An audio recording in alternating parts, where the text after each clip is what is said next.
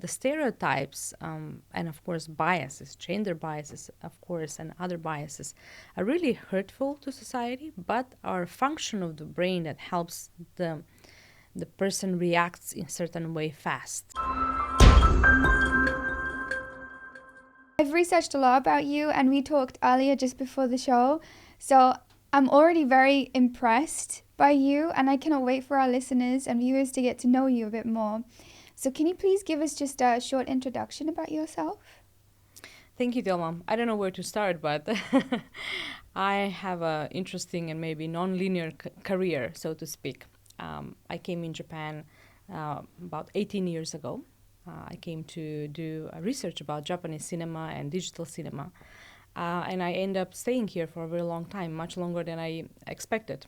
I have a Ph.D. from Nihon University in cinema studies. I've worked in many capacities, including as a director and a screenwriter. Also, I've worked in the AI field. That's an interesting, another interesting journey I've done. Also related how to make robots think more like human beings and being emotional, using my experience and knowledge as a film director and writer. But I was also the first ambassador of Republic of Macedonia in Japan from 2014 to 2018. And I came back after my ambassadorship. I also came back in Japan, and I live here with my family. And I'm currently working for the Economics Corporate Network. I'm the director for North Asia. And I'm also on the board of a couple of publicly listed companies and advisor to universities and I wear many hats. You wear all the hats. Prior to your ambassadorship in 2014, as you just said, you studied at Nihon University and you got your PhD in the field of cinema studies and Japanology. Mm-hmm. Why did you decide to come to Japan? Yeah, that's a very interesting story. You know, I was always attracted by Japanese cinema since I've watched Rashomon when I was only 5 years old. Ooh. Vividly remember my mother was ironing my father's T-shirts, and it was raining outside, and at the same time it was raining in the movie Rashomon when the movie starts, and I was so captured, and I sat down by the TV. My mother also remembers. She's like, that was like a hypnotism. You were like not moving from the in front of the TV for 2 hours or so. And later on, when I was already around 17 years old, I decided I'll be a filmmaker, and I'll start looking for the Rashomon movie, and I was very lucky and happy to find it in the film library at the film school in Macedonia. And then I decided to go study cinema in Bulgaria, and I did my cinema studies there and master's, and then I came in Japan to do the research on Japanese cinema. Actually, initially the research was not on Japanese cinema. I have to correct myself, because I did my master about digital cinema. I was lucky enough to win a scholarship from Japanese government. Wow. And come in Japan and do postgraduate studies that turned into my doctoral studies at Nihon University. And I have to say, Nihon University Film School is one of the best in Japan and probably one of the best in Asia. You're the first Macedonian ambassador in Japan, and you're an entrepreneur with an MBA and a filmmaker. What is the inspiration behind your drive? Oh, they usually say the curiosity killed the cat. Yeah.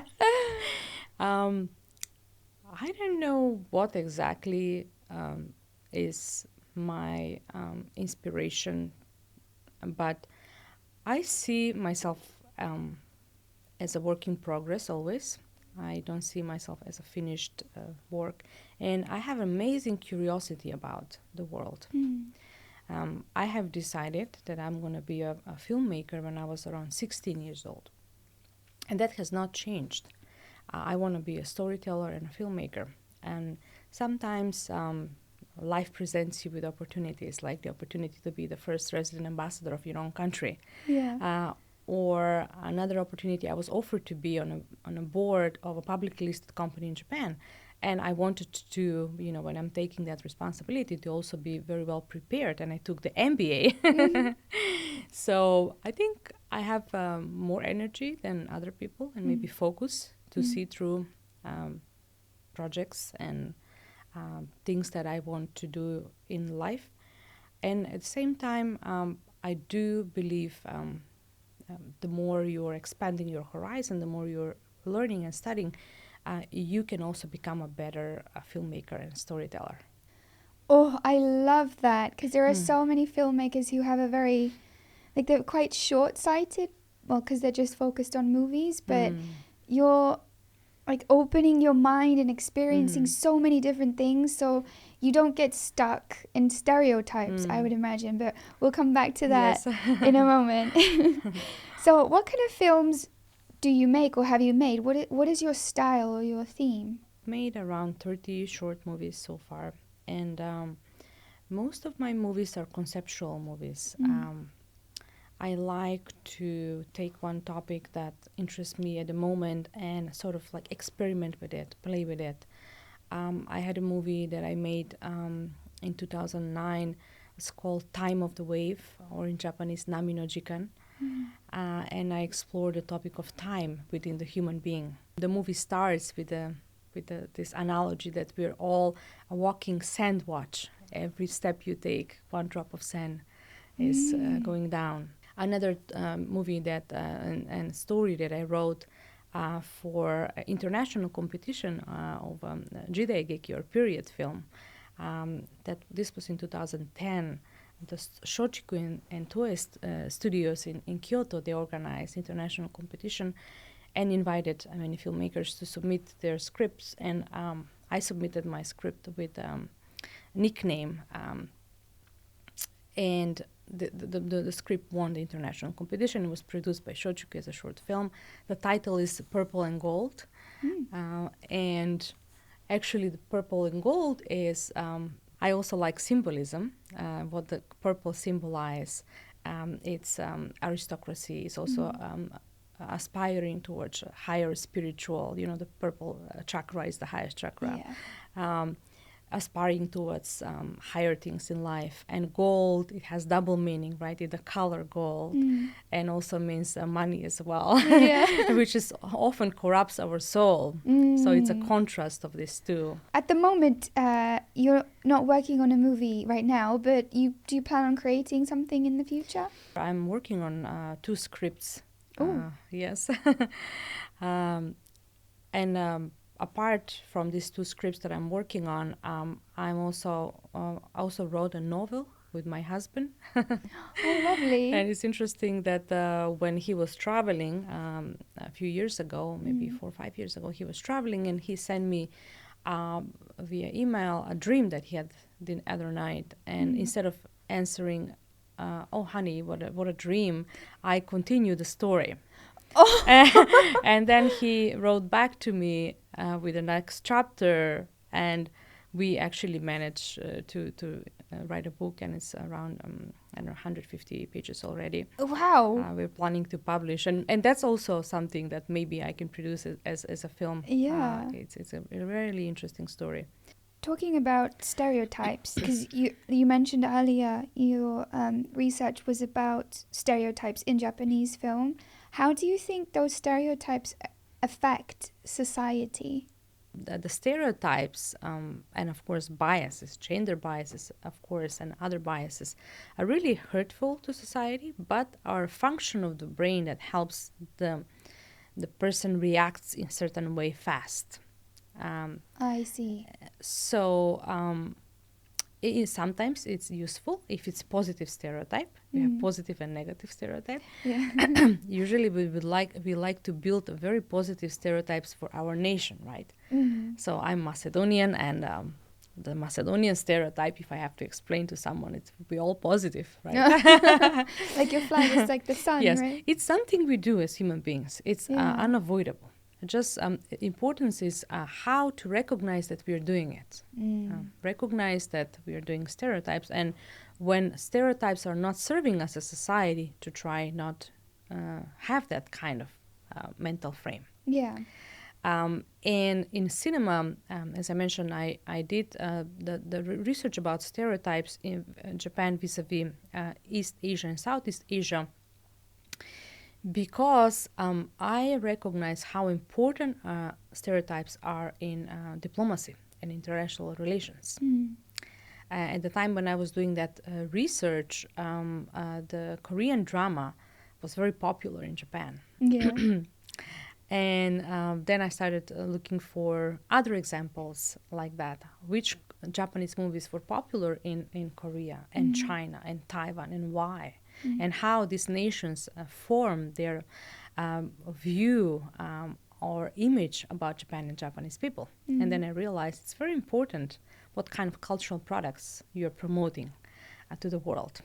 And I hope that also Japan will recognize the importance of culture, cinema in international relations and diplomacy, and will make substantial efforts how to highlight and picture more 4D image of Japan and Japanese society. Okay, so now it's time for the quickfire round. So you just have to answer super quick. I have 3 questions for you. Are you ready? I'm not, but let's start. Let's go then. Okay, who is your favorite Hollywood actor or actress? Julia Roberts and Marilyn Monroe. What is your favorite Japanese movie? Ugetsu Monogatari. I have many. It's actually not even easy for me to choose. I cannot choose. There's so many movies that I like. But I always say Ugetsu Monogatari because, when I was ambassador, nominated and appointed to be ambassador, I received the letter of credence from Macedonian president. And there is a ceremony in which I present the letter of credence to the Emperor of Japan. And they asked me, are you going to speak in English and Japanese? And somehow I decided to speak in Japanese. That was really nerve-wracking. And especially because there is a free time conversation with the emperor in which the emperor asks you a question and you don't know what it is. And His Majesty, being a super informed person, he jumped right on the cinema. Yes, what's your favorite Japanese film? I know you had a PhD in cinema. And luckily, I have a prepared answer for that. And I said, Ugetsu Monogatari from Musaguchi Kenji. And this is in a very big hall in the Imperial Palace, Matsunoma. And you just hear, and the echo goes in the room. But I do love that movie because it's very mystical. It's, first of all, beautiful visuals in that movie. And the story is so mystical, and I really like that kind of, it's not a horror, it's not a thriller, it's more of a human drama, ghost story. And I think I would like to make a movie like that, something that floats in the air and leaves a great impact in people's hearts and minds for a long time. And last one, what is your favorite movie genre? I think I like dramas a lot, human dramas, but I'm also a big fan of comedies. Ah, yes. So if you ask me, probably I would watch comedy every day. But the problem is that they're not good comedies. It's in the film industry and film studies, everyone knows the most difficult genre is comedy. All right. Andrijana, that's it for our interview today. I wish it could have been longer because I have lots of questions. Thank you, Thelma. I think you asked me a lot of questions. I really enjoyed talking to you. Oh, thank you so much. I enjoyed listening to you. And I hope we can invite you again. Hopefully when you've made a movie or something. Definitely. I'll try to hurry up. Yeah. Thank you. Thank you.